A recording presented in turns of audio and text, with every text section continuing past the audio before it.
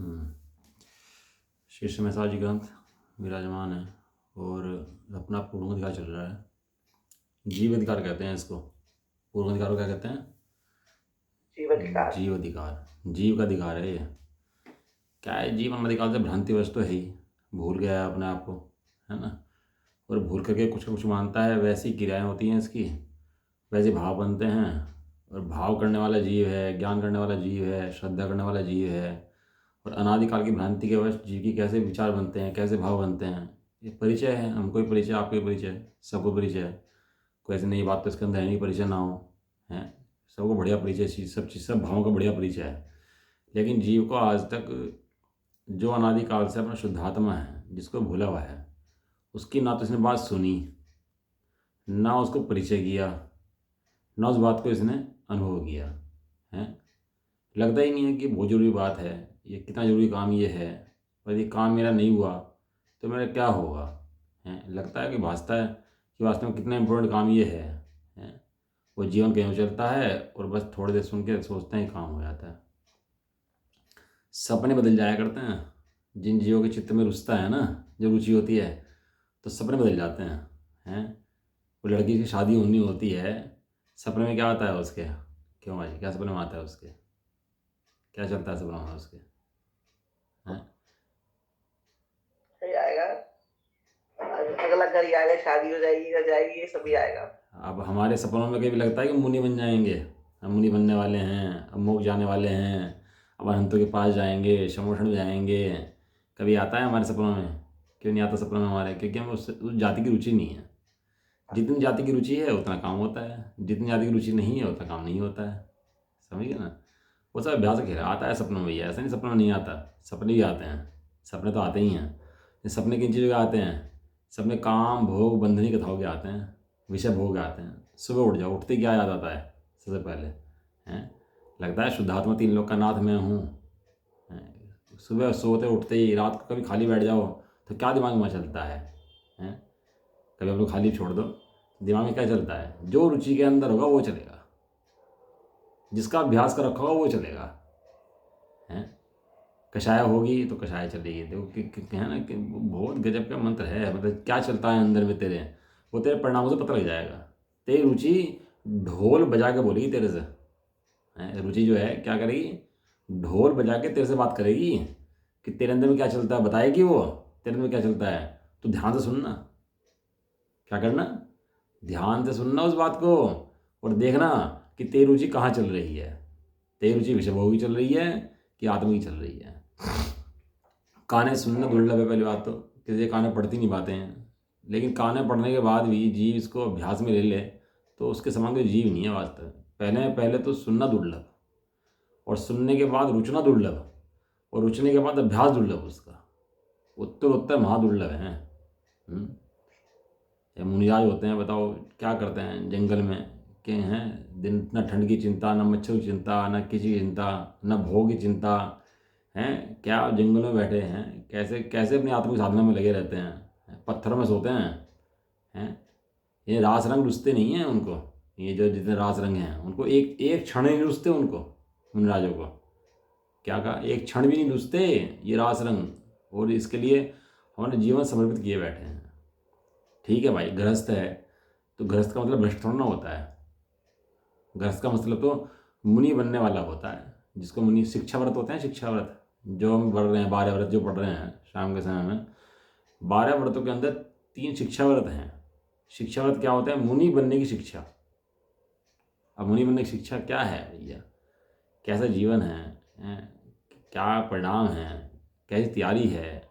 सपने आ जाया करते हैं पहले, जहाँ जाना होता है हैं। जैसे खेलना हो, फाइनल मैच चल रहा हो किसी का, और कैसे कैसे तैयारी करता है पहले दिन, कैसे सोचता है, सपने में भी वही वो घूमता रहता है। अब देखो अपने को सपने में ये चीज़ें, अपने को कितना बल इन चीज़ों का है। जो नहीं सुनता उसको तो क्या कहें, सुनते हुए कहा जा सकता है। तो हमारे सपने में क्या आता है? सोते सब क्या चलता है, सो के उठते क्या चलता है, परिणाम में क्या चलता है, अभ्यास किसका बढ़ता है, ऐसा है ना। तो अभी अपनी गाथा नंबर 25 शुरू हो रही है। इसके अंदर थोड़ा क्या है कि गाथा को पढ़ोगे, दिनात अभ्यास करोगे, गुनगुनाओगे, बारंबार चित्त में लोगे, तो उससे 12 माह की टीकाएँ पढ़ोगे तो ऐसा नहीं है नहीं आते, आते हैं भैया। जो अभ्यास करता है उसको आते हैं। सब्जी वैसे नहीं है, हैं। एक व्यक्ति थे हमारे साथ के, तो कहने लगे भैया कि इस काल के अंदर ना ज्ञान का अनुभव नहीं हो सकता। ज्ञान का जो है अनुभव नहीं हो सकता, पहले मुनि बनना पड़ेगा जब ही हो सकता है, गृहस्थ नहीं हो सकता ज्ञान का अनुभव। मगर तो हमारे आचार्यों ने इतनी बातें कह दी कि ज्ञान और दर्शन सम्य दर्शन सम्यज्ञान साथ होते हैं और गृहस्थ को भी होते हैं, तो उन्होंने गलत कह दिया इसका मतलब। सोच के नहीं कहा होगा इसका मतलब उन्होंने ये बात तो है कि नहीं नहीं वो बात तो है लेकिन काल खराब है, आजकल नहीं हो सकता। मगर तुम्हें ज्ञान स्वरूप आत्मा देखने में काल कौन मना कर रहा है? तुम्हें काल कह रहा है कि तुम मत देखो, अभी देखना चाहो अभी देख लो। तो त्रिकाल विद्यमान भगवान कहा है, अभी चाहे अभी देख, जब चाहे जब देख। तो मना तो करता ही नहीं उसी को देखने के लिए। मगर हम कह रहे हैं ना दिखता है, कह रहे नहीं नहीं, मगर ये आप नहीं नहीं करते रहो। हम कह रहे हैं दिखता है तो तुम नहीं देखना चाह रहे तो मत देखो, और देखना चाहो तो भी देखो। हाथ पे रखे आंवले की भांति अभी दिखाई देगा नहीं देगा? हाथ पे रखे आंवले की भांति अभी दिखाई देगा, अभी जैसे हाथ पे प्रत्यक्ष आंवला रखा हुआ आपने अभी दिखाई काल देगा। खराब नहीं है इंसान, ये बुद्धि भ्रष्ट है हाँ, ये तेरी बुद्धि भ्रष्ट है, बस यही काल खराब है, बस। यही काल खराब है। दोष काल को दे देंगे। पर निमित्त को दोष देता है ना, आदि काल से दो बुद्धि क्या है, निमित्त को दोष देता है, खुद साफ रहता है? मैं तो हूँ सही, गलती किसकी है? काल की है, पर निमित्त की है। भैया जो अभ्यास करते हैं सपने भी नहीं गाया करते हैं, उनके पढ़ो। जो पत्र पढ़ रहा हूँ ना मैं सेठिया जी के जो भेजता हूँ, कैसे गंभीर पत्र होते हैं, जिनकी दृष्टि में आत्मा आता है, कैसे गंभीरता आ जाती है जीवन के अंदर उनके। ऐसा उछला जीवन नहीं होता कि स्थूल जीवन होता है कुछ भी करते हैं, उनके जीवन में बहुत गंभीरता होती है भैया। जीवन एक तरफा होता है, ऐसा जीवन नहीं होता कि बस चल रहा है दो तरफ गाड़ी, गाड़ी एक तरफ भी चलती है भाई उनके तो। गाथा नंबर 35 देखो पढ़ रहे हैं। जहणाम को विपुरुषो परदव मिणंति जानिदुं चैरी तैसवे पर भावे डाउण विमुंच देणाणी। पढ़ दो गाथा एक बार सब लोग। जहड़ा में को भी पुरिसो परदप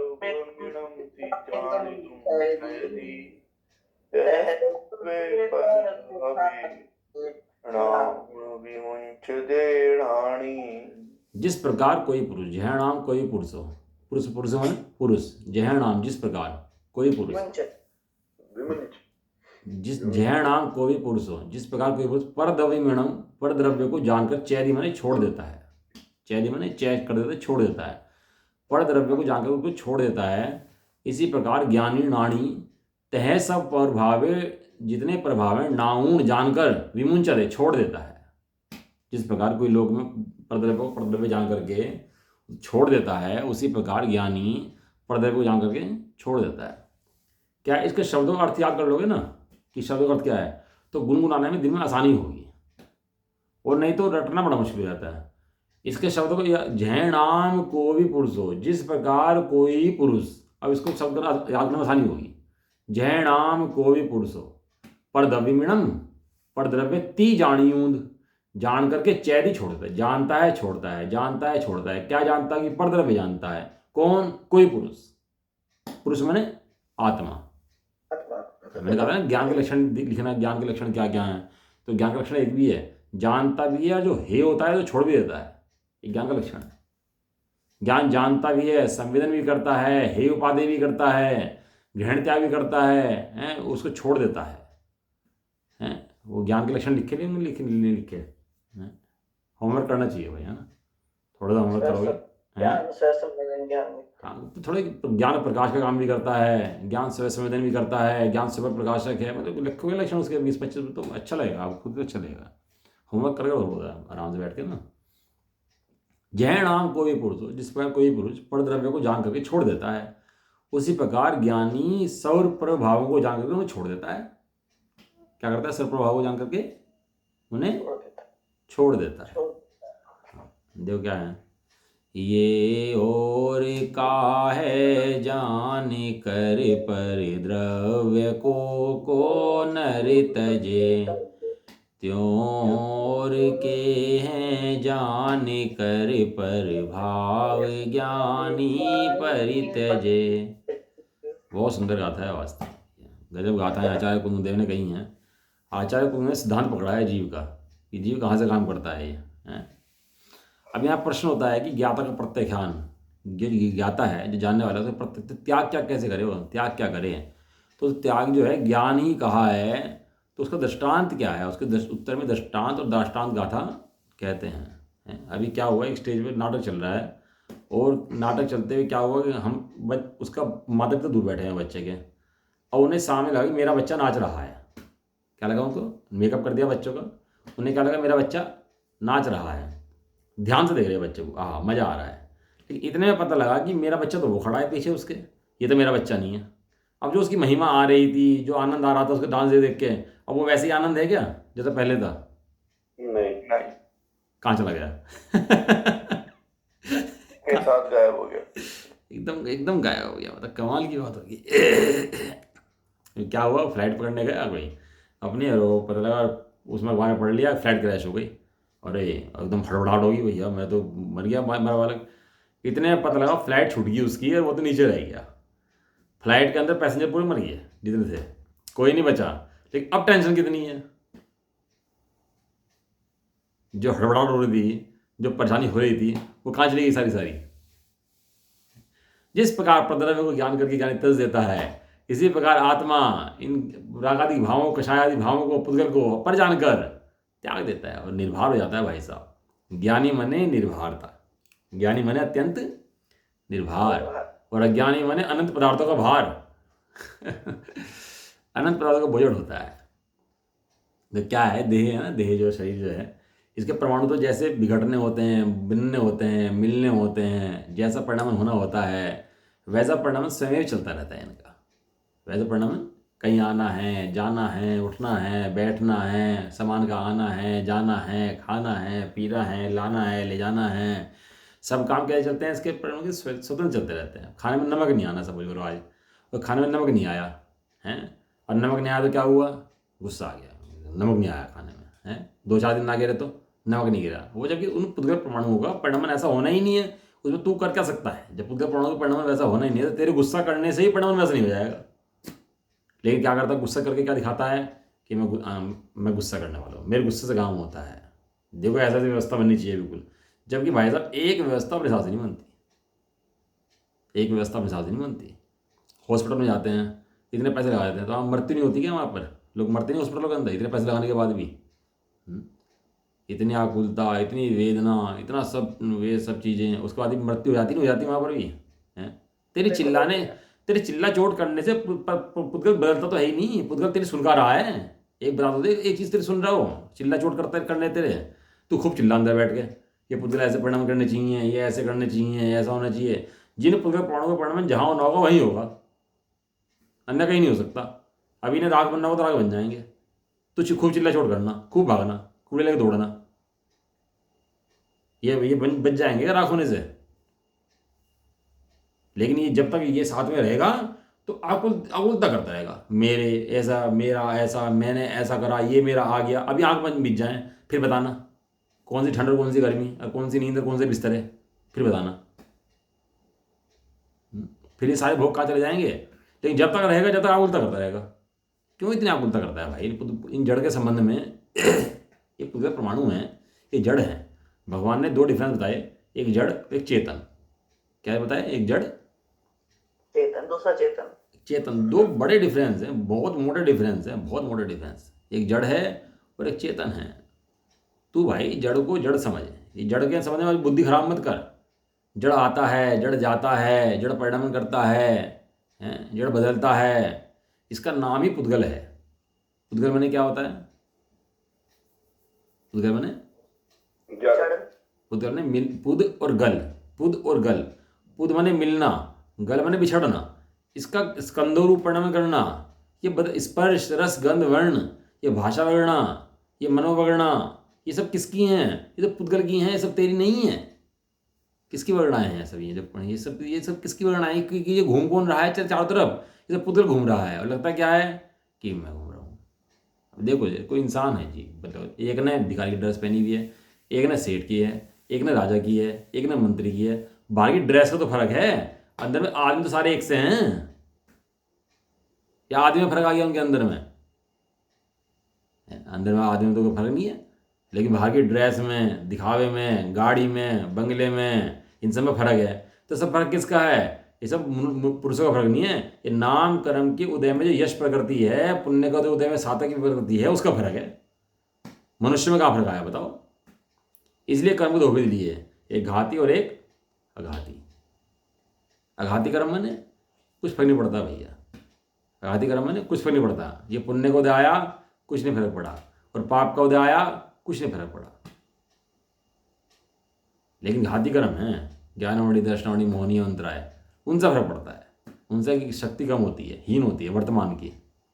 लेकिन घाती कर्म से कुछ फर्क नहीं पड़ता। पाप तत्व को पाप कहें सब सामान्य जन लोए, पुण्य तत्व ही पाप है कहे ज्ञानी जन कोय। पाप का पाप तो सारी दुनिया मानती है, ये पुण्य को पाप कौन मानता है?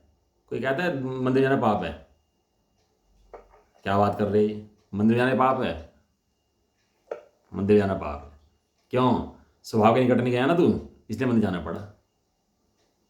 स्वभाव में जाना धर्म है, और इसके अलावा अभी इसी में कहेंगे, इसके अलावा जो कुछ है सो पाप है। हमें मंदिर की बात उठाई तो बाकी सब अपना आप ले लेना, ये तो हम लोग सब उसी बात ले ली। अब व्यापार में जाना, धंधे में जाना, सब जगह जाना, वो सब तो महापाप है। लेकिन उस महापाप की अपेक्षा कहा कि चलो तू महापाप छोड़, यहीं चला जा भैया, इन्हें देख थोड़ा। लेकिन स्वभाव के निकट नहीं जाता ना मंदिर जाके भी, तो कुछ नहीं करता भैया।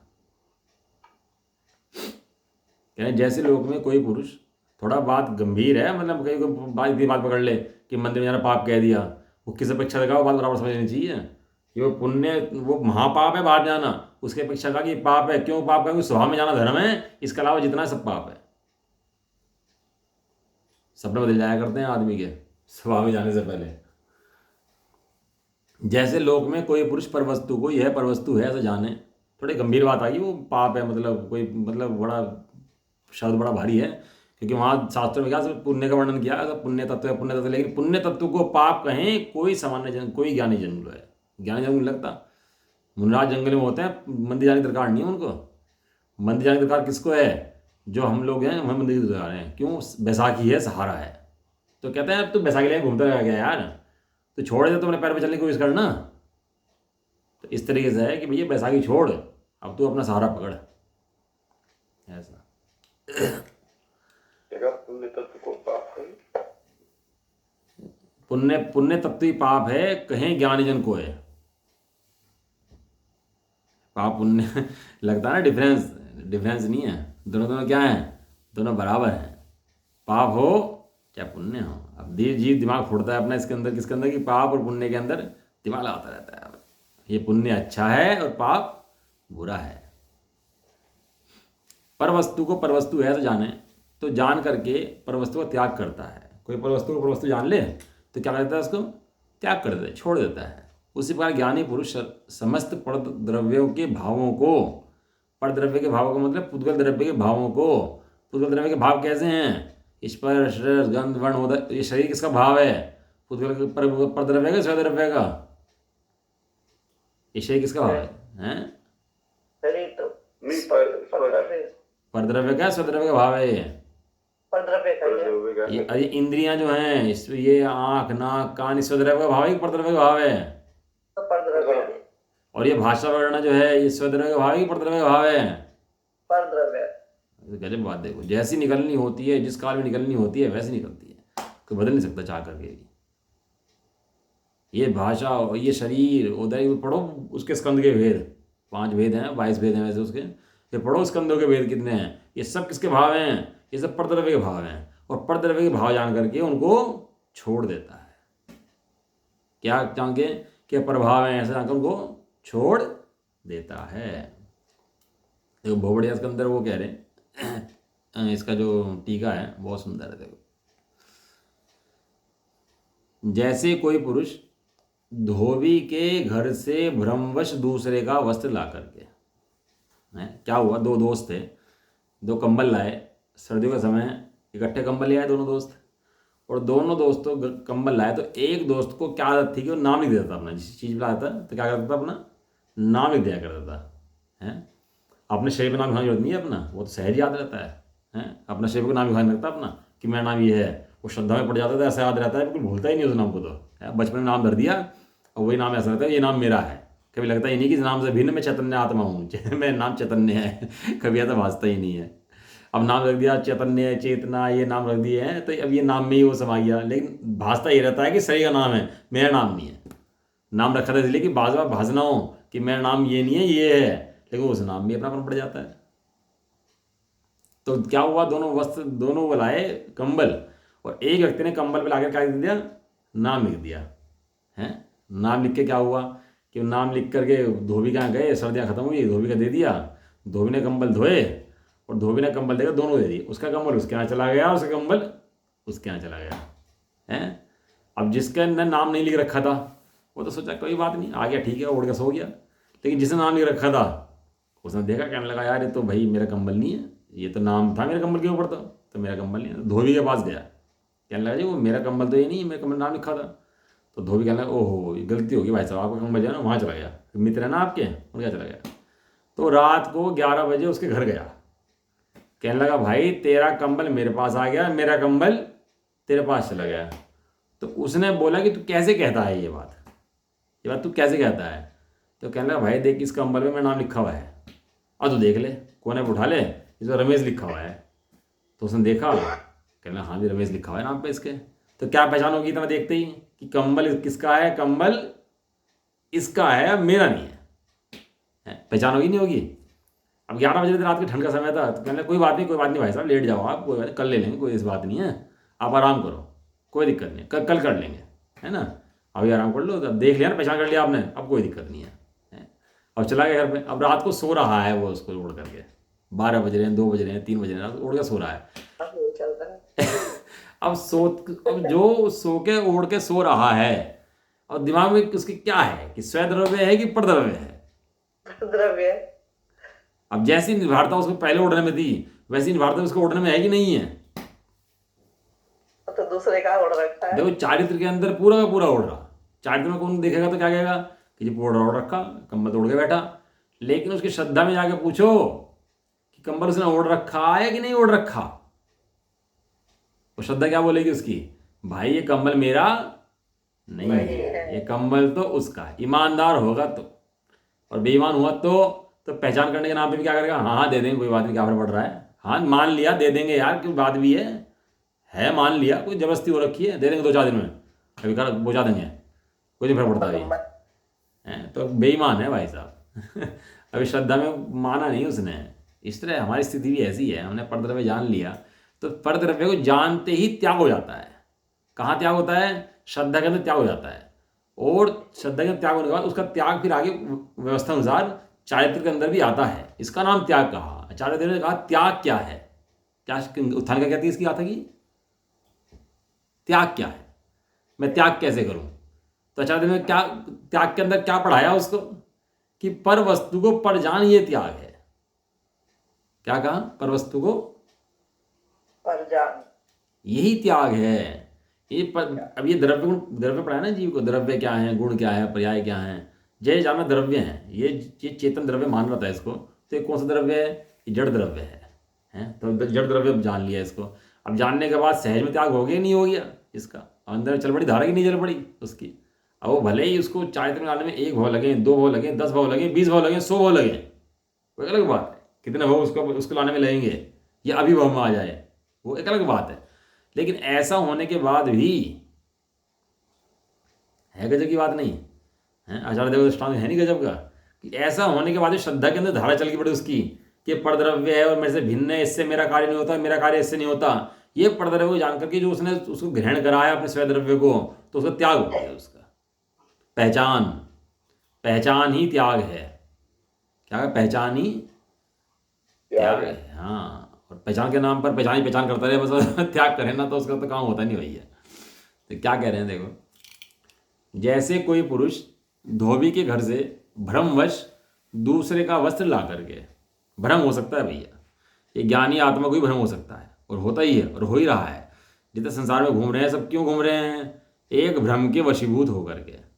व्यवहार को अच्छा मानते हैं, निश्चय को अच्छा मानते हैं। क्यों अच्छा मानते हैं, क्योंकि भ्रम के वशीभूत होकर के हैं, भ्रम का वशीभूत दूसरे का वस्त्र ला करके उसे अपना समझकर ओढ़कर सो रहा है। क्या कह रहा है? उसको ओढ़कर अपना समझकर सो रहा है, तसल्ली से ओढ़ के मुंह लपेट के सो रहा है। और अपने आप ही अज्ञानी यह वस्त्र दूसरे का है ऐसे ज्ञान से रहित हो रहा है। किसकी किसकी घटना चल रही है? ये घटना अपनी चल रही है। आचार्य जी समझा रहे हैं दृष्टांत, और इसमें पकड़ना है सिद्धांत है। दूसरे का वस्त्र ला करके ओढ़ करके सो रहा है और अज्ञानी हो रहा है।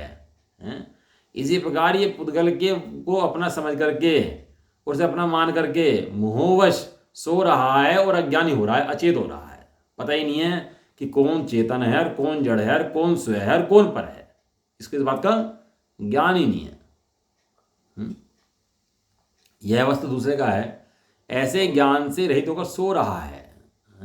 किंतु जब कोई दूसरा व्यक्ति उस वस्त्र का छोर पल्ला पकड़कर खींचता है और उसे नग्न करके कहता है कि तो शीघ्र जाग सावधान हो, यह मेरा वस्त्र बदले में आ गया है, यह मेरा है सो मुझे दे। क्या क्या कहा उसने? पढ़ दो एक बार आप सब लोग। मैंने गाथा टीका पढ़ो ना आप खुद अपने आप से, तो बड़ा आनंद आता है गाथा टीका को पढ़ने में। कहते क्या कह रहा है चाहे पढ़ो ये आप लोग सब। ये मेरा पढ़ना कहाँ से पढ़ना? जब दूसरा व्यक्ति उस वस्त्र का छोर पकड़कर खींचता है और उसे नग्न कर कहता है कि तू शीघ्र जाग सावधान हो, यह मेरा वस्त्र बदले में आ गया है, यह मेरा है सो मुझे दे। हाँ बस, ये मेरा वस्त्र है सो मुझे। अब मृत्यु काल आया, ये पुद्गल बारंबार ये बात कह रहा ही नहीं कह रहा दिन रात कि भैया ये मेरा वस्त्र है मुझे दे दे। अरे क्या करता है? जैसे पुद्गल नहीं ये तो मेरा है। पुद्गल कहता है भैया मेरा है, हड्डियां गल रही हैं, आँख कमजोर हो रही हैं, बाल उड़ रहे हैं, दांत कमजोर पड़ रहे हैं। ये पुद्गल क्या कह रहा है? ये मेरा है। लेकिन ये क्या कहता है? नहीं ये तेरा नहीं है, मेरा है। ये बारंबार क्या बुद्धि लगाया इसके अंदर, पुद्गल के अंदर? कहता है नहीं भाई ये तेरा नहीं है, ये तो मेरा है। वो वस्त्र खींच रहा बार पकड़ के, इसको नग्न करता है बार बार, और लेकिन ये अपनी बुद्धि उस साथ में चला के समझता है ये मैं हूं, ये मैं हूं, ये मैं हूं। दूसरा व्यक्ति उसका छोड़ बड़े खींचता है, उसे नग्न कर देता है? वो कहता है शीघ्र जाग। क्या कर? शीघ्र जाग। अपने लिए बड़े सावधानी संकेत हैं, सावधानी सूचक शब्द हैं। शीघ्र जाग, हमें क्या कह रहा है चाहते? तो शीघ्र जाग, सावधान हो जा। क्यों? यदि तू सावधान नहीं हुआ ना तो एक इंद्रिय आदि का भव बैठा हुआ है तेरे आगे क्रम में, फिर एक इंद्रिय बन जाएगा तो एक साथ में 18वां जन्म कोई और नहीं करेगा, तू ही करेगा। इसलिए कहता है सावधान हो जा, यह मेरा वस्त्र बदले में आ गया है, अतः ये मेरा है सो मुझे दे दे। तब बारंबार कहे गए। इस बारंबार शब्द की भैया बहुत महिमा है। ये बारंबार शब्द पहले भी आया है, गुरुओं के बारंबार समझाए जाने पर। गाथा नंबर आई थी ना पहले टीका के अंदर, गुरुओं के बारंबार समझाए जाने पर बारंबार कहे गए। सो रहा, अचेत पड़ा, वो फिर उठा रहा, फिर सो रहा पड़ा हुआ, फिर उठा रहा, उसको हिला रहा कि भैया दे दे। नंगा ही पड़ा, नहीं मतलब दे नहीं रहा कपड़ा, मान नहीं रहा, सुन नहीं रहा। तो लेकिन उसने जब बारंबार कहा इस शब्द को, ऐसे हम बार बार सुनते हैं ना, जड़ चेतन, एक ही बात कह रहे हैं बार बार, सुबह शाम डेली, कोई काम सुनते रहेंगे क्या? तो क्या बारंबार, इतना मोड़ ढीला भी पड़ेगा नहीं आराम से, बारंबार कहे बिना। इसको बारंबार सुन करके चित्त में अभ्यास में लेकर के बारंबार। गुरु तो एक बार कह देंगे, लेकिन बारंबार कहाँ करना है? अपने ज्ञान के अंदर बारंबार। इस गाथा को जहणाम को भी पुरुषो बारंबार। तब बारंबार कहे गए इस वाक्य को सुनता हुआ वह उस वस्त्र के सर्व चिन्हों से भली भांति परीक्षा करके क्या करता है? उस वस्त्र के चिन्हों से भली भांति परीक्षा करके, तो भैया तेरे अच्छे चेक कर ले कि तेरा है कि नहीं, तो ढंग में देख ले, तसल्ली देख ले, कोई दिक्कत नहीं है। कोई तेरी सुनता है कि नहीं सुनता, तेरे हिसाब से दुनिया चलती है कि नहीं चलती है, तेरी मानते हैं कि लोग नहीं मानते हैं। बहुत परीक्षा कर ले भैया, सर्व चिन्हों से परीक्षा कर ले। जितने पुद्गल के लक्षण बताए, स्पर्श रस गंध वर्ण, वे तेरे हैं कि नहीं है, तेरे से हैं कि नहीं है, तू उनको करने वाला है कि नहीं है, भली बात ही परीक्षा कर ले। अब परीक्षा करके क्या करे? खाली परीक्षा मत करता रहे। क्या लिखा? खाली परीक्षा मत करता रहे कि परीक्षा कर ली। परीक्षा का फल क्या है?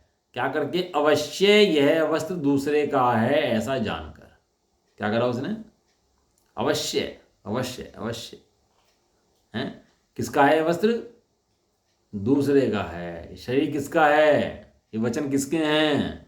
ये मन किसका है? काया किसकी है? ये परद्रव्य किसके हैं? ये दूसरे के हैं, तेरे नहीं है। तेरा भी कुछ है कि नहीं है? कि हाँ भैया तेरा भी कुछ है। क्या तेरा है? तेरा ज्ञान है, तेरा दर्शन है, तेरा चारित्र है, ये सब तेरे हैं। अवश्य यह वस्तु दूसरे का ही है। ही शब्द लगाया ही है कि ही है तो एकांत हो गया है, तो एकांत नहीं हो गया, अनेकांत हो गया। अनेकांत को भी अनेकांत मान लोगे तो वो भी एकांत हो जाएगा। हमारे यहाँ ही भी है और भी है। ये जैन धर्म की चीज़ें हैं, ही और भी कहीं और से नहीं आई हैं। मैं एक ही हूँ, हैं? मैं एक ही हूँ। श्रद्धा के अंदर एकांत होता है और ज्ञान के अंदर अनेकांत होता है। ये ही शब्द है श्रद्धा सूचक है। क्या कर दिया इसने? अवश्य यह वस्तु दूसरे का ही है, ऐसा एकांत से जान लिया, श्रद्धा में जान लिया, पहचान कर ली, भली भांति पहचान लिया उसने। क्या पहचान कर ली? कि अवश्य यह वस्तु दूसरे का ही है, ऐसा जानकर ज्ञानी होता हुआ। ज्ञानी होता हुआ नहीं, बाहर के उसके संबंध में ज्ञानी होता हुआ। यहाँ सम्यक ज्ञान की बात नहीं है, यहाँ किसकी बात है? बाहर के संबंध में जो सम्यक ज्ञान हुआ है उसकी बात है। ज्ञानी होता हुआ उस दूसरे के वस्त्र को शीघ्र ही त्याग देता है। अभी बाहर में वो पड़ी हो, रात का अंधेरा हो रहा हो, वो कोई रस्सी पड़ी हो, अब है तो सांप, अलग ही रस्सी इसको, और रस्सी समझ के क्या कर गया? उठाने के लिए गया उसको, और जैसे उठाने से पहले उसने हाथ लगाने को हुआ तो हल्का सा हिला वो सांप है। अब सांप हिलते ही इसे क्या लग गया? अब जा कि अब क्या लगा? रस्सी नहीं है, सांप है। क्या लगा इसको भाई? भाई क्या लगा इसको? रस्सी नहीं है, सांप है। रस्सी नहीं। अब उसको हाथ लगाएगा क्या वो? अब उठाएगा उसको? बिल्कुल भी नहीं। सिर पे पैर रख के भागेगा। क्यों आशीष जी? अब उसको उठाएगा अम्मा जी? चलो भी अब उसको समझ में आ गया ये रस्सी नहीं है तो सांप है। सांप है। अब उसको ऐसा भासते ही वहां पे टिका नहीं, वहां से क्या करा? मतलब भाग गया, एकदम भागा वहां से। ये तो सांप है भैया, भागो यहाँ से तो है। इस तरह आचार्य देव वो लिखे है ना उन्होंने, दुर्दाराम जी ने, भोग बुरे भव रोग बढ़ावे, बैरी हैं जग जिय के, बेरस होवे विपाक समय अति, सेवत लागत नीके। क्या लिखा गया? क्या लिखा गया? वज्र ब्रज अग्नि विष से विषधर से, ये अधिके दुखदाई, धर्म रतन के चोर प्रबल अति, दुर्गति पंथ सहाई। उन्हें कह रहे सांप से अजगर को गले लगा लो, लेकिन भोग गले मत लगाओ, इतने बुरे हैं। अब ज्ञानी की बन के देखोगे तो समझ में आएगा, ज्ञानी बन के देखोगे तो कुछ समझ में नहीं आएगा। कोई आदमी खीर खा रहा था, एक खीर कटोरी में, एक खीर चम्मच में, और मुंह में घेर ली, ठीक है ना, थोड़ी सी खीर घेर ली, और वो खा रहा है। अब पहली चम्मच मुंह में घेरी तो वहां से आवाज आई कि दूध में छिपकली गिरी थी। तो जो मुंह किया वो तो खा लेगा? चलो जो इतनी मेहनत करके बनाई है, मेवे घेरे हैं, तो दूध मुंह की जो है वो तो खा लेगा कि नहीं खा लेगा? या कुल्ला करेगा, भागेगा? त्यागना पड़ा कि त्याग दिया? त्याग दिया। त्याग दिया, त्याग हो गया। वस्तु का स्वरूप जानते ही त्याग सहज हो जाता है। और जो त्याग नहीं करते वस्तु का स्वरूप जानते नहीं भैया। वस्तु का स्वरूप जानना ही त्याग करना है। जानने का नाम त्याग करना है। भाई साहब कहते हैं ना, आगे जा रहा, आगे आए खाइए भैया, जाना मत, और फिर भी जाए जा रहा, तो सुना नहीं क्या? खाइए आगे, कहना नहीं जाए जा रहा फिर भी है, तो पागल हो गया तू भैया। तो समझ में नहीं आया तेरे, जानना तूने जाना ही नहीं। जानने का फल क्या है? जानने का फल त्याग है। आलू में आनंद जीव है। अब जान लिया खाली बस। क्या फल निकला उसका बताओ भाई? त्याग हो गया नहीं, त्याग करना पड़ा। और जबरदस्ती डंडे मार मार के मुल्ला बनाया जाता है क्या किसी को? हैं? और समझा दो सिद्धांत को और समझ जाए कि मैं चेतन हूँ और ये जड़ द्रव्य पर हैं, न्यारे हैं, भिन्न हैं, तो इतनी बात समझ में आते ही त्याग हो जाता है कि करना पड़ता है? हो जाता है। हाँ, सम्यक ज्ञान का फल है, इसका नाम सम्यक ज्ञान है। और जिसने स्वीकार करा उसका नाम सम्यक श्रद्धा है। किसी का नाम सम्यक दृष्टि है और किसका नाम सम्यक दृष्टि है। ये परद्रव्य का काम, जड़ का काम जड़ में चलता है और मेरा काम मेरे में चलता है। ऐसा जान करके बारंबार अभ्यास करता हुआ, बारंबार परीक्षा करता हुआ, भली भांति परीक्षा करके उस पर वस्तु के पर भावों को त्याग देता है। इसलिए कहते हैं इंद्रिय ज्ञान ज्ञान नहीं है, अतीन्द्रिय ज्ञान ही ज्ञान है। और ये भेद विज्ञान उस मोक्ष का मूल है। शीघ्र त्याग देता है। इसी प्रकार अब ये तो हुआ दृष्टांत, एग्जाम्पल समझाया आचार्य देव ने। अब सबके संबंध में मकान ले लिया, प्रॉपर्टी ले ली, खाना बना लिया, खा लिया, सबके संबंध में जीव क्या भ्रांति है कि मैं हूँ, मेरे हैं, इनसे मेरी संपत्ति है, मेरी कल्पनाएं हैं, वो सब इसकी संबंध में लगी रहती हैं। आचार्य देव ने एक दृष्टांत दिया, अब इस दृष्टांत को सब में घटा लेना, सर्वत्र घटा लेना। इसका ये अपनी बुद्धि के लिए होमवर्क है कि सब जगह लगाना। मेरी गाड़ी, मेरी पत्नी, मेरे बच्चे, मेरा मकान, मेरा शरीर, मेरी आँख, मेरे कान, ये सब स्वयं पुद्गल के हैं कि तेरे हैं? स्वयं परिणाम कर रहे हैं कि तेरे साथ परिणाम कर रहे हैं? लगा लेना। स्वयं परिणाम कर रहे हैं, सब पुद्गल के हैं, मेरा कुछ चले सब बच्चे उसे सब अलग अलग परिणाम कर रहे हैं तो सब भिन्न है, लेकिन शरीर को जिसको तो अपना एक मानता है, एकांत होकर के मानता है, ये तेरे साथ परिणाम करना चाहिए, ये भी तेरे से भिन्न परिणाम करेगा कि भैया ये भी कह रहा है कि मैं तेरा नहीं हूँ। ये दिन रात कह रहा है मैं तेरा नहीं हूँ, और ज्ञान कह रहा है दिन रात कि मैं तेरा हूं। ज्ञान क्या कह रहा है दिन रात? कि मैं तेरा हूं, तेरा हूं, तेरा हूं। और जो दिन रात शोर मचा रहा है वो तो अपना मानता नहीं है, उसको अपना मानता है, कषाय को अपना मानता है, कषाय में सुख मानता है। थोड़ा कषाय वाला मेहमान कर लो। जैसे क्रोध आए किसी को, कोई क्रोध अच्छा है, क्रोध अच्छा है तो क्रोध करता है ना, हटना मत क्रोध से। अभी 15 मिनट क्रोध करा, कैसा लगा? फिर आधे घंटे क्रोध करा, फिर 1 घंटा क्रोध करे, तब क्या लगने लगा? क्रोध के अंदर कैसी परेशानी होने लगी है? नहीं भैया, शांति चाहिए, क्रोध नहीं कर सकते, हो जाता है। अंततः जीव स्वभाव की तरफ मुड़ता है भैया, स्वभाव में मिलकर शांति मिलती है, स्वभाव के अलावा कहीं शांति मिलती नहीं है। लेकिन बस भ्रम से पर वस्तु के अंदर शांति मान लेता है तो उसको वैसी आकुलता वेदना रहती है। पढ़ लेते हैं इसको, खुलासा कर लेंगे इसका। इसी प्रकार ज्ञाता भी भ्रमवश पर द्रव्य के भावों को ग्रहण करके उन्हें अपना जानकर अपने में एक रूप करके सो रहा है और अपने आप ही अज्ञानी हो रहा है। जब श्री गुरु प्रभाव का विवेक भेद ज्ञान करके उसे एक आत्म भाव रूप करते हैं और कहते हैं तो शीघ्र जाग, सावधान हो, यह तेरा आत्मा वास्तव में ज्ञान मात्र ही है, अन्य सर्व प्रद्रव्य के भाव हैं।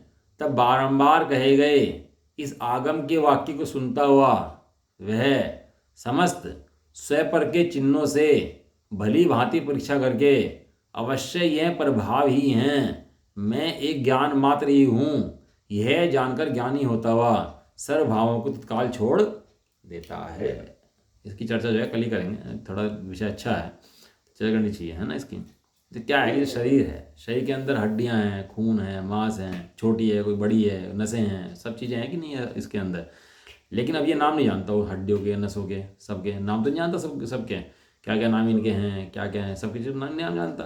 लेकिन उसको अपनापन तो मान सकता है ना कि मेरे हैं, उसको अपनापन मानने में कोई दिक्कत नहीं है। इस पूरे को एक में कर ग्रहण कर सकता है। इस आत्मा के अंदर ऐसी शक्ति है कि पूरा एक आत्मसात करके पूरे को ग्रहण कर सकता है। उसको भिन्न भिन्न अलग अलग जानने की जरूरत नहीं है इनके नाम वाम सबके।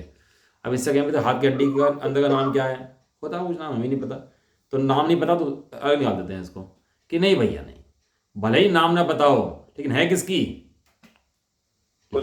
है मेरी, मतलब उसकी जो दृष्टि उसकी है क्या है मेरी। तो ऐसा करके उस शरीर के अंदर पूरी काम दृष्टि करता है, पूरे शरीर को अपना मानता है, भले उसकी हड्डी बड्डी को नाम ना जानता हो। इसी तरह से आत्मा है, आत्मा में केवल ज्ञानी है और हम छदमस्त हैं, मति शुद्ध ज्ञानधारी हैं। तो ऐसे ही हमारी दृष्टि छवि है। हम भले अनंत गुणों का नाम जानते हैं, अनंत गुणों के स्वभाव को नहीं जानते, लेकिन अपने आप को आत्मा अनुभव कर सकते हैं हम, अनंत गुणों वाला। उसको जानने में कोई फर्क नहीं है। उसके 3 लक्षण बताए, श्रद्धान, ज्ञान, चारित्र। इसके द्वारा हम पूर्ण आत्मा का अनुभव वर्तमान में कर सकते हैं, अपने परिपूर्ण गुणों का। भले ही अनुभव के काल में गुणों के नाम नहीं पता, एक एक गुण का वेदन नहीं पता, लेकिन मैं ऐसे अनंत गुणों वाला, अनंत गुणों का भंडार, ज्ञानादि गुणों का धारी पिंड हूं, ऐसा जान करके वो अपने आत्मा का अनुभव करके अपने भिन्न देख सकता है, भिन्न जान सकता है, भिन्न अनुभव कर सकता है। अलग अलग एक एक गुण जानने की जरूरत नहीं है, केवल एक गुण बताया आचार्य देव ने कि ज्ञान पकड़ ले, ज्ञान के द्वारा जो पूरा आत्मा अनुभव में आ जाएगा। एक ज्ञान मात्र का अभ्यास, इसलिए कहा ज्ञान मात्र अभ्यास। एक ज्ञान, इसलिए कहा था ज्ञान के लक्षण लिखो भैया। भेद ज्ञान करना ज्ञान का काम है। अब हमें भ्रांति पड़ी हुई है अनादिकाल से, हैं, पर्वत से भ्रांति पड़ी है ना अनादिकाल से। तो किसकी भ्रांति है कि ज्ञान के अंदर विपरीत परिणाम हो रहा है, उसकी भ्रांति है। टूटेगी कैसे कि ज्ञान स्वयं ही उस भ्रांति को स्वयं तोड़ेगा। क्या कहा? ज्ञान उस भ्रांति को स्वयं तोड़ेगा। खुद का भ्रम खुद को मिटाना पड़ेगा, खुद का रोग खुद को मिटाना पड़ेगा। डॉक्टर भी खुद है, रोगी भी खुद है, इलाज भी खुद का करना है। सही में है? तो इसका कल चर्चा जो है कल कर लेते हैं। थोड़ा आप गाथा पढ़ लो इसकी। गाथा ना बहुत सुंदर गाथा है, और मुझे टीका तो मजा आया, मतलब पढ़ने में बहुत मजा आ रहा है टीका को। इस गाथा को 12 पढ़ना, और टीका भी 2-3 बार पढ़ सको तो पढ़ना इसकी। जहणाम को विपुरिसो परिदव मिणंति जानिदुं चयदी तह सवे पर भावे नाऊण विमुंचदे नाणी। याद हो जाएगी गाथा? याद हो जाएगी? इस गाथा की लय वैसी है हरिगीत जैसी ना। हाँ ये एक्चुअली आर्यछंद की गाथाएं हैं, सभी हैं। ये आर्यछंद का ऐसे ही पढ़ा जाता है तो सबकी एक सी लैंग्वेज नहीं, ये सब आर्यछंद में लिखी हुई हैं। जितनी भी कुमुदयारी गाथाएं हैं सब आर्यछंद में लिखी हुई हैं, कोई किसी और छंद में है ही नहीं उनकी गाथाएं। तो इसको याद करो गाथा को भैया। अभी थोड़ा 2-4 मिनट लगाओगे ना तो वैसे याद हो जाएगी। लिख लो कहीं तो आते याद नहीं निकलते। बहुत सुंदर गाथा है, और एग्जाम्पल भी बहुत सुंदर दिया आचार्य देव ने इसका। इसकी टेवा ही पढ़ो भैया। आचार्य रामचंद्र देव ने मुझे पढ़ाया है भैया। इसके अंदर मूल पकड़ा है जीव को, कहाँ से उसकी अनुभूति आती है, कहाँ से प्रदर्भ के अंदर अनुभूति आती है, वो अनुभूति को पकड़ा कहाँ से आती है, वो समझाया ला करके।